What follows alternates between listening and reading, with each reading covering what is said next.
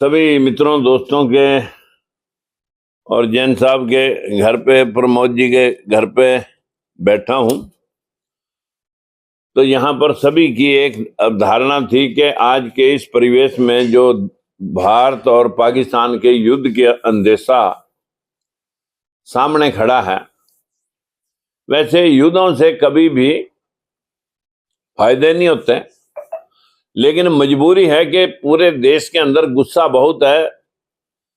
जो पहलगांव के अंदर 26 मौतों का होना, 26 कत्ल होने, ये पूरे देश के अंदर जन जन के अंदर आक्रोश है पाकिस्तान के खिलाफ। और ये आक्रोश तभी ठंडा हो सकता है जब क्रिमिनल को या दोषी को सजा मिल जाए। लेकिन हो सकता है दोषियों को सजा ना जाने वो कहीं छुपे बैठे रहें, जैसे अभी अजहर मसूद के लोग मारे गए हैं, लेकिन वो फिर भी बच रहा है।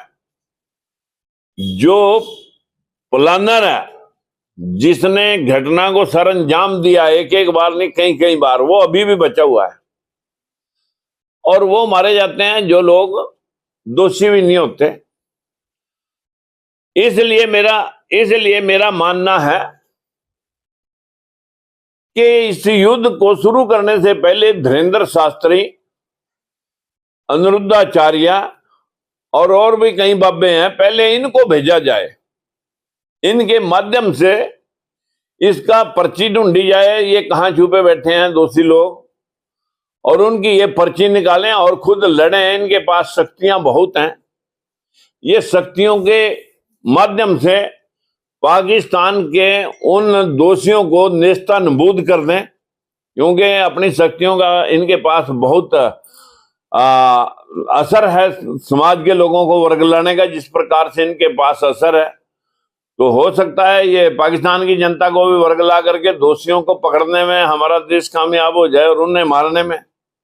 इसलिए पहला वार जो है ना, सिर्फ जादू टोनों और इनकी पर्चियों से और इनके उपदेशों से निकलना चाहिए, क्योंकि लोग ड्रोन से युद्ध करेंगे। अगला युद्ध जो है ना, मंत्रों उच्चारण से ये लोग करेंगे। दुख तो तब हो रहा है इस देश का, जो सिलेक्टेड लोग हैं, पढ़े लिखे लोग हैं, वो भी इनके बहकावे में, और विशेष तौर पर हमारी पढ़ी लिखी माताएं बहनें, इन लोगों ने कितनी गुमराह कर रखी। उनसे ऐसे अभद्र तौर पर पूछते हैं, शादी हो गई? हाँ हो गई बाबा जी। पति कितने हैं?